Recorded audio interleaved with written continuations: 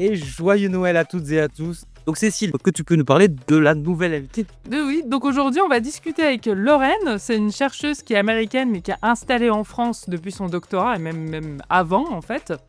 Donc elle va nous parler de son parcours à la rencontre entre la chimie des matériaux et la préservation du patrimoine national, et puis de ses réflexions sur l'après-thèse. Donc on va parler de son choix de ne pas continuer en postdoc, et puis aussi de ses envies d'entreprise et de son regard croisé entre le système académique français et américain.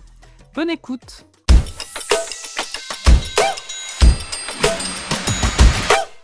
Eh bien écoutez, bonjour à toutes et à tous pour un nouvel épisode de Après la thèse en compagnie de ma compère Cécile, que j'aime parfois appeler Céline, je ne sais pas pourquoi. Comment ça va Cécile? Oui, bah ça va très bien, je m'appelle toujours Cécile. Mais oui, Et mais toi, c'est comment vrai, ça je va? ne sais pas. Les gens vont penser qu'on se connaît pas et qu'on simule en fait depuis 3 ans en fait, c'est C'est ça le ça. problème. Bon. Aujourd'hui on reçoit Lorraine. Lorraine, comment tu vas? Ça va? Ça va très bien, ça va très bien, ouais. Bon, alors Et vous? aujourd'hui, on est éparpillés dans toute la France. Ça va très, très bien. Écoute, merci à toi. On est éparpillés dans toute la France et puisqu'on fait un petit gradient de Paris vers le sud de la France en passant par Besançon. Donc là, on est sur une belle verticalité. Mais la petite particularité, et c'est une première pour nous hein, après la thèse, c'est que Lorraine, est-ce que tu peux te présenter et nous dire d'où tu viens exactement?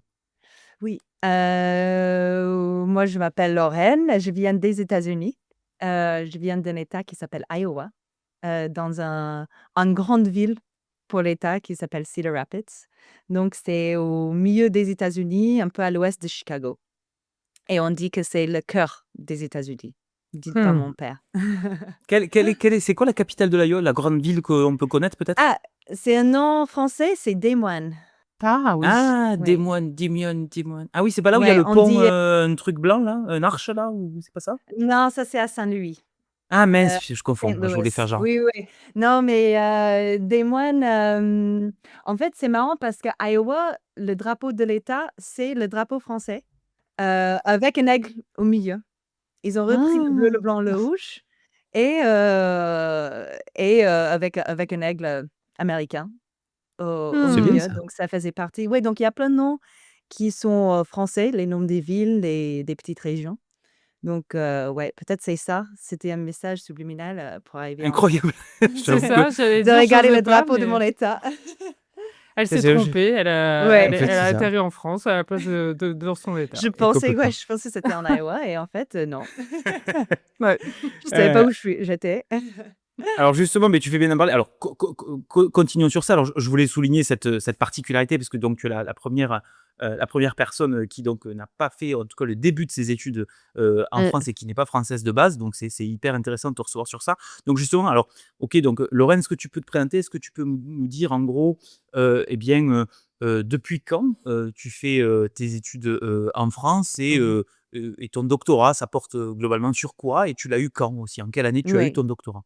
Alors je suis arrivée en France, en 2017. En fait, aux États-Unis, le système, c'est un peu différent. Donc la licence, à la place de 3 ans, c'est 4 ans. Et donc, j'avais fait les études en chimie et français. Donc, j'étais diplômée, dans les 2 en licence.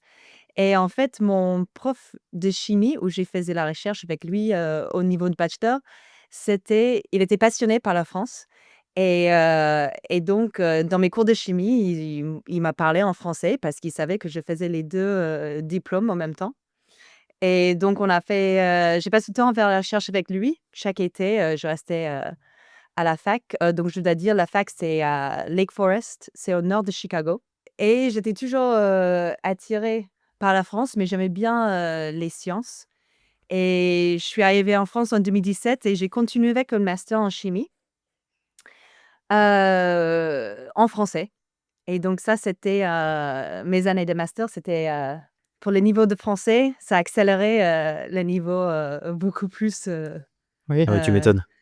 ouais, c'était beaucoup de comment dire? Métro études dodo. Ah oui, Mmh. métro boulot dodo, on dit, mais c'est tout à fait Métro métro boulot études dodo, dodo, tout à fait, mais tout à fait. ouais, c'était ça pendant quelques années et quand j'ai cherché, j'avais toujours cette passion pour la chimie et j'ai cherché pour appliquer ça à autre chose et j'avais une souvenir d'une prof qui faisait sa recherche à l'Institut de l'art à Chicago et donc j'ai cherché les masters à Paris qui était dans le patrimoine. Hmm. Du coup, j'ai fait une master de matériaux de patrimoine dans l'environnement. Ça, c'est le titre du master.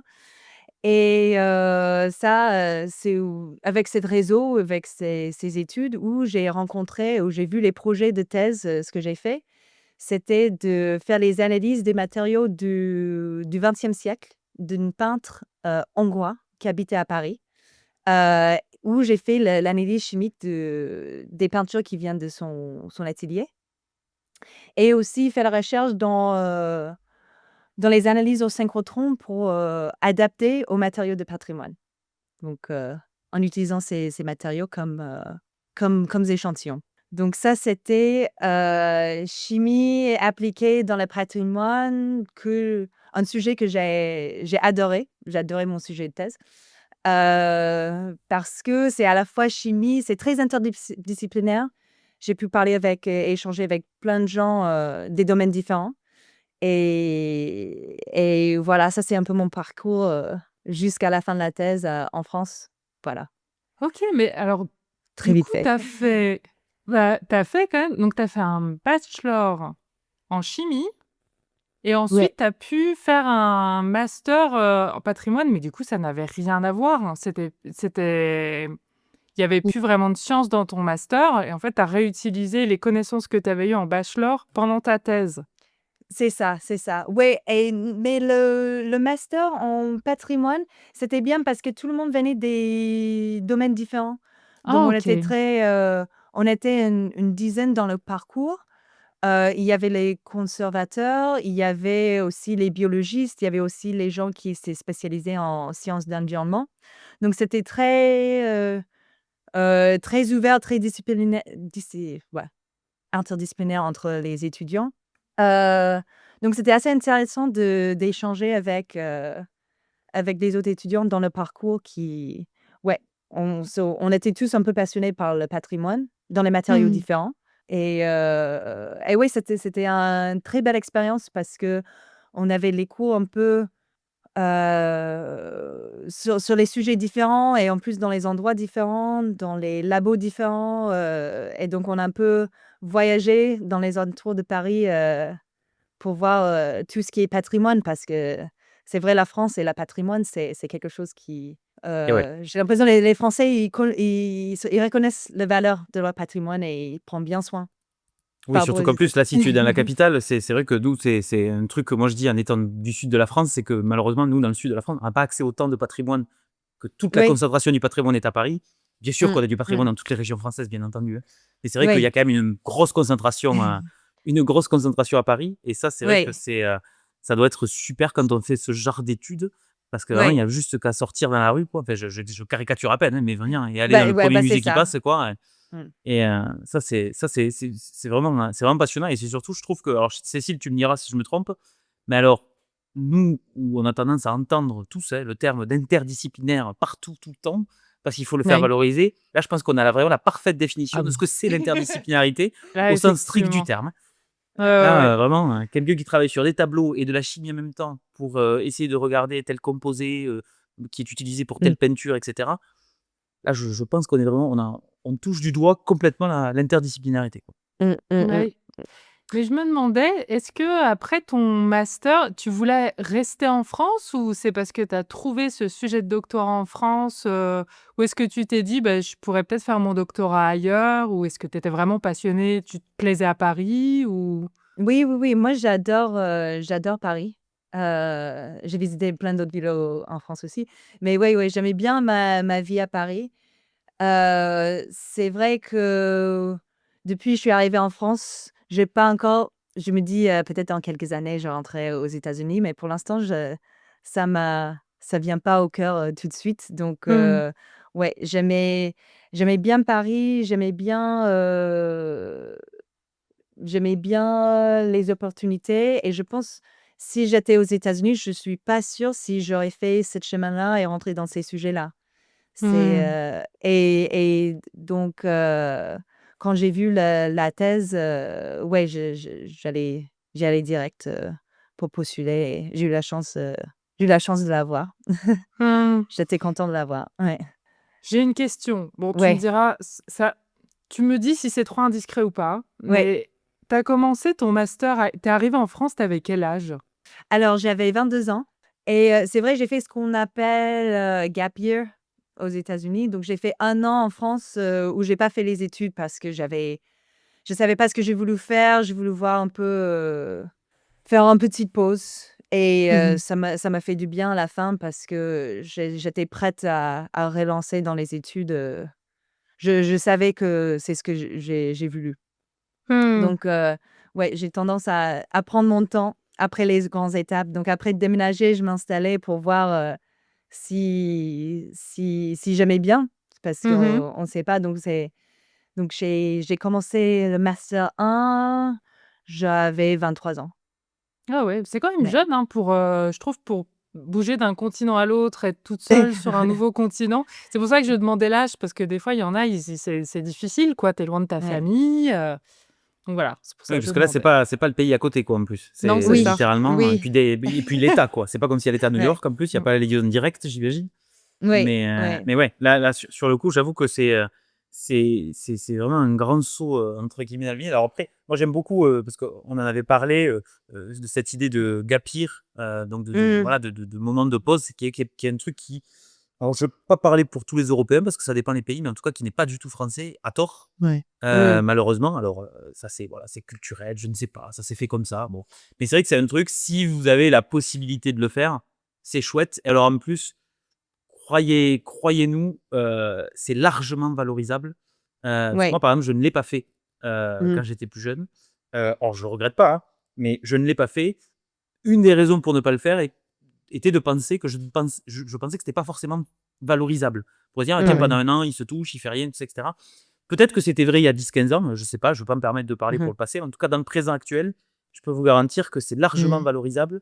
Ça vous Mmh. permet d'avoir une identité, et ça, sur le coup, effectivement, c'est quelque chose qui se fait peut-être plus aux États-Unis, ou en Amérique du Nord, même de façon générale, Mmh. et quelque chose qui est très, très bien compris là sur ce coup-là, parce que ça vous permet vraiment d'avoir des expériences, diverses et variées, ou des Mmh. aventures diverses et variées, et qui sont, aisément, valorisables, beaucoup plus que ce que vous pouvez l'imaginer s'il y a des personnes qui ont des doutes et qui nous écoutent sur ce Oui. truc-là. Donc voilà, c'est le petit message Mmh. sur cette année de pause qui est hyper intéressant, je trouve. Et alors, justement, pour continuer, donc on va arriver sur, donc ton doctorat, sur la fin de ton doctorat. Mmh. Question donc qu'on pose un peu à toutes les personnes. Qu'est-ce qui se passe le jour donc où tu apprends, que, bah, tu as ce doctorat, que tu obtiens ce doctorat, en gros? Voilà, le jour où tu deviens docteur. Le jour où je deviens docteur, bah, j'étais très content. Ça faisait bizarre. Ça faisait Mmh. bizarre à la fin. Je me souviens, j'avais une coloc à l'époque et nous, on finissait nos doctorats en même temps. Elle faisait en droit et moi en chimie et donc moi, j'ai passé devant elle et dit: «Bah, comment tu sens, à la fin de tout ça?» Et en vrai, je sentais il y avait Il y avait tellement de j'étais tellement stressée le jour J et dès que j'ai commencé à présenter, j'ai tout de suite senti très calme, pendant la présentation. Donc j'étais: «Ah enfin c'est là» Mmh. et donc je pense toutes ces émotions à la fin, j'étais vidée. Je sentais, je sentais rien. Pour faire court, j'ai dit: «Ah OK, bah, à quoi faire maintenant? À quoi faire?» Ah oui, tu quand même pensé à qu'est-ce que je vais faire après, finalement, Ouais, ouais, ouais, ouais. C'était un peu, OK, bah, c'est fait et ouais. sinon j'étais content, j'avais ma famille qui était Mmh. là, j'avais imprimé le doctorat pour qu'ils le lisent ou je pense ma mère a pas lu mais elle faisait semblant de regarder les Mmh. images, elle dit: Ma «C'est mère a fait super». pareil, c'est pas. Ouais, j'ai montré à tout le monde les images, ils étaient genre: «Ah OK». Mmh. Et donc, j'ai fait un peu ce que j'ai faisais, il y a 5 ans avant, quand j'ai finissé mon bachelor. Je dis: «Bah, qu'est-ce que je vais faire? Bah, je vais prendre du temps et je vais réfléchir de c'est quoi la prochaine étape?» parce que j'avais la chance que j'étais pas dans une situation où il fallait trouver quelque chose tout de suite. Je pense ça serait mieux pour plein de raisons, mais pour moi, de prendre ce temps. J'ai passé 3 semaines aux États-Unis, j'ai visité ma famille, mais de prendre ce temps à être posée, j'avais besoin de ça pour un peu nettoyer le cerveau pour dire que, OK, j'ai fait. Je peux prendre le temps d'être fière de moi Mmh. avant de passer à l'autre étape. Mais après, c'est vrai, il y a toujours quelque chose au fond de la tête qui disent: «OK, maintenant et maintenant», parce que c'est la première question que tout le monde se pose. Donc après du temps à réfléchir et d'être posée, l'idée, ce que j'avais, c'est pour la prochaine étape, c'est de regarder comment je peux, rentrer, dans le monde privé, à la place de faire, d'autres chemins, dans l'académie. Mmh. C'est tout de suite, Donc ça a été ton idée? Tu avais pas envie de faire de postdoc ou bah, en fait, j'ai regardé les projets de postdoc, il y avait rien qui m'attirait, trop. Mmh. C'est vrai, j'aime bien faire la recherche, mais c'est une idée, j'avais aussi avec mes directeurs, qui a dit que en fait, ce qu'ils se voyaient dans leur vie jour à jour, c'est, il manquait peut-être il y a un besoin dans le marché, et il manque, des analyses, qu'ils ont besoin quotidiennement, mais des fois, ils ont pas le temps de faire, ils ont pas accès au laboratoire, ils ont pas de connaissance des instrumentations. Donc c'est là où il y avait une réunion avec mes directeurs qu'ils ont dit: «Bah, qu'est-ce que tu veux faire après?» Et ensemble, on a un peu réfléchi, à qu'est-ce que je peux faire et ça m'a tiré par le chemin, très intéressant. Ouais. c'est Mmh. intéressant ça, que la Mmh. direction, t'ait pas enfin, je dis pas forcément poussée, mais qu'elle respecte aussi, ton choix et puis aussi, en fait, qu'elle parle avec toi de là où tu pourrais avoir le plus de travail. Qu'est-ce qui Oui. pourrait être le plus intéressant? Ça, je trouve ça vraiment intéressant Mmh. Mmh. d'avoir fait ça. Je trouve ça vraiment, en fait, smart de leur part et gentil aussi d'avoir, amené les choses comme ça.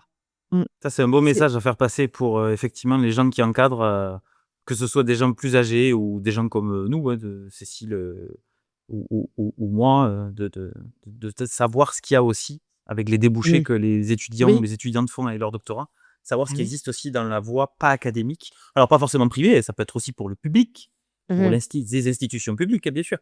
Mais voilà, hors académique, quoi, Mmh. pour être le plus large possible. Donc du coup, quand tu as fini ton doctorat, donc après ce temps justement à te poser, ces questions-là pour la suite, est-ce que tu as, est-ce que tu as fait quelques contrats, avec des anciens collègues ou des collègues de tes superviseurs ou Mmh. certains de ses collègues, dans le bassin parisien pour continuer peut-être, à te former ou à expérimenter des choses? Où est-ce que tu en es là actuellement entre, le moment où tu te dis: «Beh, je vais essayer de regarder un petit peu dans le privé». En fait, la question est double. C'est déjà Mmh. pourquoi, entre guillemets aussi, est-ce ouais, pourquoi cet aspect-là, t'attire? Donc tu nous disais il y avait peut-être un manque à combler d'un point de vue, demande, donc ça c'est hyper intéressant d'en avoir discuté avec tes superviseurs. Mais aussi, est-ce que tu as eu l'occasion quand même de faire des petits contrats ou des gros contrats, je ne sais Mmh. pas, hein, qui relèvent quand même de financement, académique, le temps de, Mmh. déjà aussi de gagner de l'argent tout simplement, enfin de continuer à vivre de cette passion et de ce travail et où est-ce que tu en es actuellement justement Mmh. sur cette nouvelle page du coup qui est en train de se tourner? Oui, ouais, ouais. Bah, oui, c'est vrai de rentrer dans le privé, c'était un peu plus attirant pour moi parce que je voyais comme, c'est difficile d'avoir, des postes permanents. On se bat pour avoir, des postes dans les laboratoires. Et j'ai regardé les collègues autour de moi qui passaient par les concours et qui n'ont pas eu la première fois ou ni la deuxième fois, ni la troisième fois et comme c'est mais ça oui, ça arrive et pour moi, c'était quelque chose où ça m'a fait tellement peur et j'ai pas voulu rentrer dans ce chemin. Ouais, j'ai pas voulu le passer, ça m'a fait très, très peur, même toujours. Mmh. Quand je regarde les gens, donc c'est oui, c'est un système, qui est différent en France par rapport des autres pays. Si j'ai Comme j'ai pu bien comprendre, avec des collègues américains et comme, ouais, l'académie, c'était quelque chose que j'aimais bien la recherche, mais c'était pas quelque chose. Bon, en fait, toujours avec la science, c'est toujours d'appliquer, appliquer, appliquer. Donc, ça m'apparaît plus intéressant d'entrer dans un chemin où je pouvais faire quelque chose dans le monde privé, faire une création, créer mon propre boîte. Ça m'apparaît plus intéressant et en fait moins compétitif, entre guillemets, dans un sens. Parce que si euh, j'ai eu ça d'une prof aux États-Unis, elle a dit, si tu crées ton chemin, au moins tu sais, il n'y a personne sur le chemin pour te bloquer. Donc, il y a pas quelqu'un qui va déjà là, si tu crées tes pas, c'est tes pas, il y a rien devant toi. Donc, tu peux y aller comme tu veux, comme tu peux. Et donc, je pense que c'est un peu ça qui m'a motivée à pas essayer de passer par les chemins, comme ça me faisait tellement peur, et de faire autre chose. Et donc depuis, j'ai fait cette décision. C'est vrai, j'ai fait un petit contrat de postdoc aussi, donc de rester un peu à côté des laboratoires. Entre-temps, de définir bien le projet, de trouver, ce que j'ai voulu faire et aussi être, dans les paramètres du laboratoire parce qu'il y a plein de formations sur les créations d'entreprises qui sont disponibles, sur le plateau de Saclay et ça, c'est une formation, moi, j'étais un peu le plus âgée parce que j'avais déjà fini ma thèse, mais c'est disponible pour des étudiants en thèse, même s'ils vont pas nécessairement créer une entreprise, mais au moins exposer à d'autres étudiants qui sont passés par ce chemin. Et donc, si quelqu'un est intéressé, je conseille fortement au moins essayer parce que c'était une très, très bonne expérience pour moi. Les formateurs, ils parlent, ils demandent beaucoup de questions, ils arrivent à aider à sortir de notre cerveau nos idées et de les aligner dans comment on peut dire, nous aide à s'organiser ce qu'on a dans nos têtes. Et aussi, ce que j'étais surprise, c'est ils ont aussi aidé à te voir comme personne et où sont tes points forts, points faibles, tes intérêts et de vraiment aider c'était presque personnel, un workshop personnel, dans un sens parce que, oui, aider à construire par rapport à toi et tes passions et voir, de présenter ça, tout de suite, ça sort, c'est quoi nos intérêts et je pense qu'ils arrivent à voir ça et te le dire donc c'était très, très intéressant cette formation. Je suis très contente de l'avoir fait. Alors là, tu touches un sujet, moi, que, à titre personnel, j'aime beaucoup, est-ce que tu te rappelles dans quel contexte tu l'as fait cette formation? Est-ce que c'est, par exemple, l'école doctorale qui t'a orienté? Même si c'était après ta thèse, certes, mais on garde parfois des contacts. Est-ce que ça vient de là? Est-ce Mmh. que c'est quelque chose à l'université? Est-ce que c'est quelque chose, une formation d'une entreprise privée, tout simplement? Ou est-ce que tu Mmh. sais si c'est la région, le département, la communauté enfin, la communauté de communes, l'agglomération? Est-ce que tu sais quel, prisme c'était derrière ou pas? Oui, c'était la maison doctorale, qui était à Ah. l'ENS qui s'organisait ça. École normale Heu, supérieure, hein, donc ouais, l'ENS? ouais, OK. l'ENS à Paris-Saclay.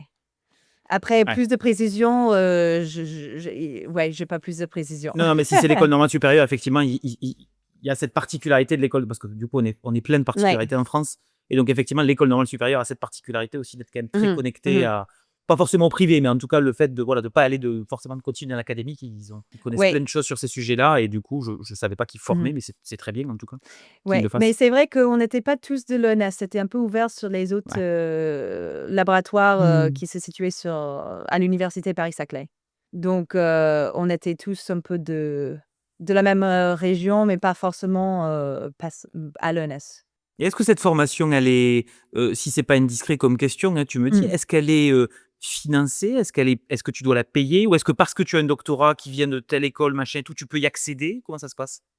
Ouais, c'est pas payant, c'est gratuit, et c'est vrai, c'est une formation qui dure, quelques mois, donc il passe par des autres niveaux, donc au début, c'est une introduction, après il passe à plus en plus d'étapes, juste au moment où tu peux, pitcher ton idée devant un jury Et donc, ils t'aident à construire juste pour faire un pitch à la fin. Et comme ça, il y a les gens qui travaillent dans le milieu, qui peuvent donner leurs commentaires, des commentaires et que peut nous aider à construire. Donc, non, c'était pas payant, c'était quelque chose disponible pour les doctorants liés avec l'Université Paris-Saclay. Ça, c'est cool. Ouais, et donc c'est cool parce que on y va doucement, donc tu peux voir plusieurs étapes et si tu veux continuer et ça c'est bien aussi. C'est marrant parce que tu disais que les concours te faisaient peur et moi je me suis toujours, j'ai toujours entendu, voilà, je l'ai déjà dit je pense 3 fois dans les podcasts, mais que c'était On plus sait plus, nous, courageux. on débite tellement de podcasts. Oui, c'est Cécile, ça. vas-y, mais redieu une Au quatrième cas fois, où, soyons fous. peut-être que les gens n'ont pas écouté les autres podcasts d'avant, mais Mais oui. j'avais un ami qui m'avait dit un jour, et je pensais qu'il avait raison, c'est plus difficile d'arrêter la recherche pour aller dans le privé pour faire autre chose que de continuer la recherche parce qu'on est dans son petit confort, dans sa petite bulle, même si on doit passer des concours, finalement, on reste dans cette espèce de confort-là, de situation qu'on connaît déjà. Mm. Et j'ai l'impression que pour toi, finalement, c'est l'inverse. C'est beaucoup plus confortable pour toi d'aller faire autre chose, une nouvelle formation. C'est pas totalement autre chose parce que j'imagine que ton projet est quand même s'inspire des travaux que tu as fait avant. Mais ça a l'air d'être moins angoissant pour toi de faire Ouais. complètement autre chose, en fait. Oui, oui, je sais pas si c'est mentalité américain ou c'est ouais, je sais pas. Est-ce que j'aime bien ce qui est pas confortable à la fin ou est-ce que je sais pas. J'ai un trou. J'ai un trou, Non, je non, sais mais pas c'est pas, pourquoi ou là, si il n'y a pas forcément de c'est réponse. C'est ça, hein, il y a pas forcément de réponse, mais ouais, c'est assez troublant. Et donc tu disais que tu avais tes collègues qui passaient le CNRS, des concours 1 fois, 2 fois, 3 fois et que c'était très différent par rapport aux États-Unis. Hem, je pense que ça serait intéressant aussi de dire pourquoi c'est si différent. Moi, de ce que j'ai entendu, il y a vraiment qu'en France où on passe des concours qui durent 10 minutes. Et Mmh. et que c'est ça qui souvent, angoisse les candidats, qui viennent d'ailleurs, parce que, en général dans les autres pays, enfin moi de ce que j'ai connu, aux États-Unis ou dans d'autres pays même d'Europe, hein, on est invité, on fait un séminaire devant des gens, on va Mmh. visiter le laboratoire, on va visiter les équipes, on est, comme on arrive comme un potentiel, candidat qui va choisir s'il veut le poste ou pas. Alors qu'en France, Mmh. c'est vraiment, ouais, concours, 10 minutes, tu défends, en fait, Ouais. ton projet. Alors que, si je peux me permettre d'ajouter à ce que dit Cécile aussi, c'est tout à fait vrai. Alors, les bonnes ou les mauvaises langues te diront que quand tu fais un concours en France, tu vas quand même voir les labos et tout, sauf que ça ne compte pas. En fait, tout ça, c'est Non. de la diplomatie qui est Mmh. nécessaire, mais qui Mmh. n'influe pas du tout sur le Mmh. concours parce que vous n'avez pas déjà. Alors, selon les concours, vous pouvez avoir plus ou moins de monde dans le labo, mais normalement, c'est pas censé interférer puisque les concours, c'est censé être neutre. Alors après, ça Mmh. dépend quel type de concours, de machin, tout ça, etc. Mais les concours sont neutres. Donc tout ce que vous faites avant de vous présenter au concours, autre ce qui relève du concours, c'est-à-dire l'écrit et l'oral le jour J, Mmh. normalement ne rentre pas en compte dans la truc. Donc Oui. c'est à la fois Mmh. nécessaire et à la fois c'est pas compté. Alors ça veut pas dire qu'il faut pas le faire, hein. Ouais. Bien sûr qu'il faut le faire, hein, ne serait-ce que pour vous. Si vous connaissez pas le labo, c'est quand même bien de Oui. savoir où est-ce que vous candidatez. Mais c'est vrai que Mmh. ça n'a rien à voir avec pareil pour les. Alors moi j'ai fait les États-Unis il y a très longtemps. J'ai pas fait les États-Unis au niveau doctorat et Mmh. tout. Donc ouais, plutôt dans les pays européens et asiatiques où effectivement pareil, ça ressemble pas du tout à ce qu'on peut faire en France. Donc je peux comprendre aussi avec la vision de Lorraine que ça soit effrayant, en tout cas pas motivant. J'ai envie de dire. Oui. Je sais pas si c'est effrayant, mais en tout cas c'est vrai que ça peut ne pas être Ouais. motivant, Oui. surtout quand on a des possibilités connexes qui peuvent permettre, si Mmh. je comprends bien ce que veut faire Lorraine, tu m'arrêtes si je me trompe, mais finalement de faire ce Mmh. que la même chose, mais juste pas avec une université au-dessus de toi, mais avec ta propre entreprise ou une entreprise plus grande, qu'importe. Tu sais Mmh. d'ailleurs, d'un point de vue, alors sans aller dans le détail de ce que tu vas faire, ça ne nous regarde pas, mais par contre d'un point de vue administratif, j'ai envie de dire SASU, SARL, auto-entreprise, donc pour entrer plus en détail, est-ce que tu sais un petit peu, parce que l'académique, ça fait peur. L'administration française aussi, Ah mine de oui. rien. Et Ouais, il ouais, faut quand même des ouais, compétences. Alors après, tu as été formé pour ça, donc c'est très bien. Mais est-ce que tu sais, ouais. voilà, alors, sans forcément nous dire le statut, c'est pas ce qui va nous intéresser particulièrement, mais est-ce que tu connais un Mm. petit peu cette diversité? Tu la connais sûrement mieux que nous, hein, mais est-ce qu'on t'a aussi formé sur finalement cette diversité bureaucratique, administrative de comment on fait pour créer une entreprise en France quand on est tout seul ou accompagné? Je sais pas si tu fais l'aventure seul dans un Mhm. premier temps ou pas, mais est-ce que tu connais un petit peu la diversité qui peut exister ou pas en France? Je commence à apprendre. Oui, c'est vrai que l'administration française, je suis habituée un peu parce qu'avec les titres de séjour etc., je commence. Chaque fois, on dit, ah, on a appris, on sait comment ça marche et ça change. Et donc, on, on comprend plus. Mm. Et donc, je suis en train d'apprendre sur ça. Alors, j'ai des amis qui sont auto-entrepreneurs pour des choses un peu variées, qui travaillent, qui soient fait des sortes des traductions, qu'ils ont leur propre entreprise. Donc, je demande à des potes autour de moi. Donc, j'ai la chance d'avoir ça. Mais ouais, sinon, j'appelle beaucoup. En fait, il faut pas lâcher, il faut pas lâcher. Et chaque fois, je fais une demande, j'attends 24 heures, 48 heures et je dis: «OK, est-ce que c'est bien validé? Vous pouvez regarder ce dossier» et pour l'instant, ça va. Si je reste gentil et souriant avec tout le monde, il faut pas lâcher, il faut pas le prendre mal. Ouais. Ah non, mais Donc oui, c'est un très, très bon conseil Ah, mais pour, c'est peut-être le meilleur conseil, hein. Moi, j'ai jamais eu de ouais. soucis et des trucs administration, pourtant c'est peu compliqué parce qu'en fait, il faut se Mmh. dire que les personnes en face, elles voient te défiler. Alors moi, je prends la défense de personne, hein, mais elles Oui. voient défiler de la diversité de gens qui peuvent être énervés, machin. Si tu prends sur toi, tu as 1 heure à prendre sur toi, eux, il faut qu'ils prennent Mmh. sur eux toute la journée. Ouais. Je me dis, Ouais. quand tu prends sur toi, il y a un côté humain qui s'installe et potentiellement, il y a plus de chances de. Mais tu as raison de ne pas le Ouais. prendre personnellement, ça, c'est vrai que c'est peut-être le meilleur Mais conseil. ça a pris quelques années à apprendre ça. Ça a Je comprends, pris, hein. Mmh. je pense, jusqu'au j'avais mon 2e titre de séjour parce qu'à chaque fois, j'ai une titre de séjour qui dure, 2 ans et donc c'était la 3e fois où je dis: «OK, il faut rester calme, ça se passe mieux, il faut rester calme et c'est pas contre toi». Et aussi le problème, juste en étant, étrangère, c'était il y a un petit accent, il y a Mmh. un vocabulaire qui manque, donc je dois faire la recherche de qu'est-ce qu'il faut demander, comment il faut demander et avoir mes petites notes et Mmh. en fait, c'est ce que j'ai appris aussi, c'est continuer à poser des questions, même si tu as pas vraiment une question, continue à poser parce que peut-être ça va partir sur autre chose, d'autres explications, Mmh. donc il faut rester en ligne. Il faut rester en ligne pendant un petit peu de temps parce qu'avant je disais: «Oh non, vous avez pas la réponse, OK, j'accroche après 10 secondes» Mmh. et donc là, maintenant, j'ai essayé de dire: «Ouais, j'ai une autre question, attends, je réfléchis» et ça, pour les gens qui doivent passer par là, ça, c'est mes petits conseils. Ah ouais, mais C'est les alors, petits moi tips. je Ouais, ouais, valide, ouais. hein. Je faisais pareil pour tout aux États-Unis, je faisais mes petites notes parce que Ouais, pareil, problème de vocabulaire, donc je prenais mes petites notes. Mais moi, ça m'angoissait le téléphone par contre, hein. Je pouvais pas rester, ouais. Mais moi parce aussi, que mais s même. ah ouais, parce que avec l'accent, on se dit, bah moi, j'avais carrément des gens qui, avec mon accent, ils me disaient, ils paniquaient au téléphone, les gens que j'appelais. Ils paniquaient, ils raccrochaient parce qu'ils se disaient: «Mais je vais jamais réussir à la comprendre» et Oh ils non, raccrochaient non, sans ça, c'est rien me dire. horrible. Incroyable. C'est Dans horrible. quel état des États-Unis t'étais, toi? Non, mais j'étais au Au Nouveau-Mexique, mais Nouveau-Mexique. Oui, oui, ils entendent pas trop d'accent français là-bas, peut-être. non, Ouais, ils sont pas je pense habitués. que Oh non, mais c'est horrible, c'est horrible. Ah la vache. Mais c'est pas mieux aux États-Unis. Moi, j'ai eu les galères pour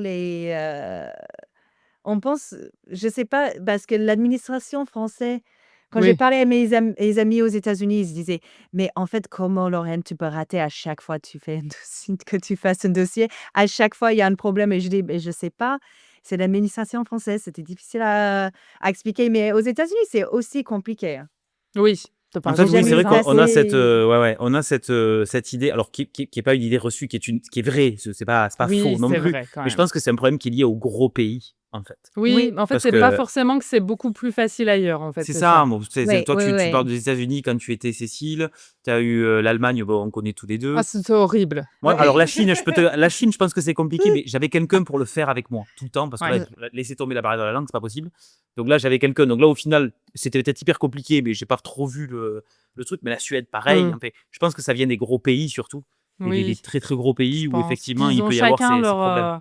Ah oui, leur je pense cadre. qu'ils ont chacun leur petit truc qui est vraiment hyper compliqué, Ouais. Ouais, qui change d'un pays à l'autre. c'est ça. Ça, Ouais, c'est... ouais. Ouais. Il y a une petite subtilité ou une façon de voir les choses aussi différente qui fait qu'en Ouais. fait, on peut parler de la même chose. Ça pourrait être facile, mais comme culturellement, on n'est pas le même, Ouais. on n'est pas calibré Ouais. pareil. Mais- C'est vrai que c'est un peu compliqué. Moi, je me rappelle en Suède, pour l'anecdote, ils me demandaient tellement de données personnelles, alors qu'on mais- est en Union européenne et que normalement, nous en France, en plus, il y a bien un pays qui tient l'Union européenne sur les données personnelles, c'est bien la France. Mais alors, du coup, moi, je venais Ouais. avec une culture où tu touches pas à mes données personnelles ou alors tu as intérêt à bien montrer patte blanche et ils me demandaient des trucs. J'étais là, je pense qu'on fait pas la même chose. Je pense que vous me posez pas la bonne question, c'est pas possible. Donc, C'est ça. Oui. voilà, on se comprend pas. Et puis à la fin, j'ai Non, compris mais que c'est non, c'était sûr. open bar. Mais Bah oui, non, ah c'est bah, ça. Hein, de toute façon, après, c'est eux qui décident, c'est pas moi. Mais Ouais. c'est pour ça que je trouve ça courageux que je t'ai demandé l'âge auquel tu étais arrivé en France, parce que je trouve ça vraiment courageux d'affronter tout ça à 23 ans, en fait. Moi, je l'ai fait plus tard et déjà, je trouvais ça compliqué. Même autour de ma trentaine. Donc, à 23 ans, je ne sais pas si j'aurais eu l'énergie, en fait, et le courage de faire tout ça toute seule. Ouais, non, mais je dois dire que j'étais bien entourée. J'avais déjà passé, j'ai fait un échange en France en 2015, donc je peux dire j'avais beaucoup, beaucoup d'aide pour ça Hmm. et même pas forcément d'aide avec les dossiers, mais de soutenir pour dire que: «Non, mais ça va aller, ça prend du temps, c'est normal, panique pas, c'est normal» parce que et ouais, peut-être je suis confortable maintenant que de passer dans le privé, c'est plus simple Ouais. que les concours. Je dis: «OK, ça prend du temps, ça va Oui, être oui, ça te compliqué, mais prend un ça se peu. fait» et quand ça se fait, peut-être c'est un truc, je dis: «Ah!» le Hmm. soulagement que tu sens après, tu es genre: «Ah!» Ouais, Bah oui, ouais, c'est sûr. Non, on non, te c'est souhaite sûr. le meilleur pour, Je pour cherche cette ça. aventure. Hein. Ça, Hem, c'est vraiment une super aventure là sur laquelle tu te lances. En plus, c'est vrai que je pense que l'académique, le truc qui nous freine un peu à nous en France aussi, alors sans le côté culturel ou tous ces trucs-là ou le côté complexité, je pense que c'est le côté date. C'est-à-dire qu'en fait, tu as mmh. une chance par an, en fait. Oui Si tu et enlèves en tous les petits plus trucs à oui, côté de CPJ qui peuvent tomber un peu, on ne sait pas quand, et au final, les CPJ, elles tombent toujours au même moment, hein, les chers professeurs juniors, pardon. Elles tombent toujours au même moment, c'est souvent pour des prises de Bah, poste après, décembre. Hein. Mais je sais pas, s'il y a plus, finalement, d'opportunités aux États-Unis. non, mais c'est Ch en flux continu dans les autres pays, c'est Bah, ça je la suis pas particularité. sûre. Ah, ben moi, Ouais, mais les en autres fait, je pays que suis j'ai en pas tête, s c'est en flux continu. oui, mais je suis pas sûre qu'il y ait tant de postes, en fait, je pense qu'au final, il y en a un qui sort, de temps en Ah oui, temps. oui, non, en fait, ce que je veux dire, c'est la mmh. sensation que ça nous fait à nous. En fait, c'est parce que je dis pas qu'il y a plus de postes aux États-Unis. Ça, je sais pas. Alors, c'est plus gros comme pays, cela dit, mais bon, je sais pas Mmh. s'il y a plus de postes aux États-Unis proportionnellement. C'est pas ça. C'est le fait que c'est pas une sentence, quoi. En fait, je Oui, pense oui, qu'on n'a non. pas moins de postes en France qu'on peut avoir. Non, Alors, c'est que proportionnellement c'est par pas rapport à un la concours, Oui, population. oui. Mais c'est national. ça, Oui, c'est oui. pas au moment de l'année, c'est un moment où tu sais que tu vas pas pouvoir faire quelque chose autre que ça. Tu sais qu'il y a des Mmh. périodes dans l'année ou quoi, etc. Mmh. Quand tu es vraiment dans le circuit français, là, je parle. Mmh. Ouais, et tu sais qu'il n'y a pas de surprise. C'est-à-dire que quand tu as passé les concours, je dis une bêtise, mars, que tu as les résultats non officiels en mars-avril, le temps que ça devient officiel, il y a 3 mois. Mmh. Le temps que ça Ouais. réouvre, il y a 6 mois. Donc déjà, tu Mmh. sais que dans ce créneau-là, alors ce qui est bien, c'est que tu peux te concentrer à faire d'autres trucs. Ça, à la limite, Bah pourquoi oui. pas. Oui, alors ça, c'est vrai que sur le coup, pourquoi pas, mais toujours pareil, dans le système Frenchy. Mais ce qui est sûr, c'est que tu sais que tu vas pas avoir de surprise. C'est-à-dire que si tu as raté l'année 2025, Ah bah, c'est bah, il raté, faut oui. attendre Ouais. 2026, Mmh. quoi. Ouais. Encore une fois, il Oui. y a des exceptions. Il peut y avoir des concours en flux tendu, Oui. sur une chaire professeur junior, des trucs par-ci par-là qui peuvent tomber. Mais c'est vrai que Mmh. globalement, pour les voies, on va dire les voies royales, Mmh. si je puis dire, il n'y a pas de. C'est à un moment de l'année. Alors en plus, ils te disent qu'ils sont en décalé pour pas que ça soit. Mais bon, ils tombent quand même tous plus ou moins en même temps, quoi. Hein. Une fois que tu as fait le Mmh. CNRS, tu as l'IRD qui peut se pointer 3 semaines plus tard. Donc, On ok, sent que c'est tu 3 semaines dedans, plus hein. tard. Je suis dedans. Je connais l'agenda par cœur. Écoutez, je connais l'agenda par cœur. Donnez-moi, surtout même les sujets que je ne connais pas, je connais l'agenda. Ouais. Donnez-moi un jour, je vous dis sur quel concours ça tombe. Non, mais effectivement, non, mais c'est vrai. Clairement, c'est vrai que je suis dedans en ce moment. C'est mon année Oui. concours cette année. Mmh. Mais c'est vrai que voilà, il y a vraiment un calendrier qui est très fixe dans le temps. mine de rien, Mmh. ça a ses avantages aussi, hein, c'est pas pour critiquer. Mais c'est vrai que du coup, Mmh. ça peut avoir aussi ce désavantage de, ben voilà, tu l'as pas cette année-là, tu as toute une année où il te faut Mmh. ou le contrat de Mmh. postdoc ou trouver quelque chose à faire ou machin, tout ça, etc. C'est ce que Oui, je oui, voulais essayer oui. de faire Non, ressortir. mais moi, je me rappelle que... Enfin, Lorraine, tu nous diras ce que tu en penses, Mmh. mais je me rappelle de mon superviseur qui me disait qu'il n'avait pas non plus... Mon superviseur aux États-Unis, qui me disait qu'il n'avait pas non plus 1000 opportunités sur son sujet de recherche, quoi, et Mmh. qu'il avait Oui. passé 2 concours. Oui, je pense pas qu'il y a beaucoup plus de postes, aux États-Unis que la France. Mmh. Mais et ouais, c'est les après, ouais, ça devient assez politique, Mmh. pour les équipes de recherche, mais donc je sais pas, j'ai pas, comme ça fait quelques années, j'ai pas une bonne vision de De comment comment ça ça se se passe. passe. Ouais, ouais, ouais. Mais c'est vrai qu'il y a les grandes universités et il y a les petites universités. Donc je pense de chercher un peu ailleurs et peut-être tu vas pas finir dans un endroit, où tu veux Oui, ou c'est vrai qu'il y a ce ouais. système-là aussi, ouais, aux États-Unis. Après, les Oui, c'est États-Unis, vrai. bon, ça centralise moins que nous, hein, puisque c'est des États-Unis, Ouais. du coup, littéralement. Mais cela dit, Mmh. tu te retrouves avec un poste. Enfin, je veux dire, je sais pas, moi, je prends un exemple à la bête, mais je veux dire, si je suis à Montpellier, il y a un poste à Aix-en-Provence, Mmh. c'est loin sans être loin, quoi. Je suis à Oui, Los oui, Angeles, il y a ouais. un poste à New Mmh. York, c'est pas le même délire, quoi. Enfin, c'est comme si tu allais dans un autre Oui. pays, quoi, en termes de distance, Mmh mh. voilà, Mmh. tu peux pas Oui. rentrer le week-end, quoi, c'est ce que je veux dire, quoi. Oui. Voilà, Ouais, ouais, ouais, globalement. ouais. Il y a aussi ça, ce qui fait que les États-Unis, ça peut être aussi plus compliqué sur cet aspect-là, géographique, Mmh. parce que Mmh. selon où tu te retrouves à candidater. Donc Mmh. voilà. Bon, ouais, merci beaucoup en tout cas, Lorraine. On arrive à la fin déjà de ce petit podcast. Merci, merci à Donc, vous. merci à toi. Est-ce que on aime bien terminer un petit peu par un mot de la fin? Alors, ça peut être une citation, un petit mot d'encouragement, un petit conseil. Alors, tu as déjà donné beaucoup de tips dans ce podcast, Ouais. Cécile. Puis Ouais. pendant que tu réfléchis, je ressors une phrase que tu nous as dite que j'ai trouvée vraiment belle. C'est qu'on t'a dit qu'après ta thèse, juste après ta thèse, tu as pris le temps d'être fière de toi. Mmh. Et je trouve que ça, c'est super important et c'est vraiment joliment dit.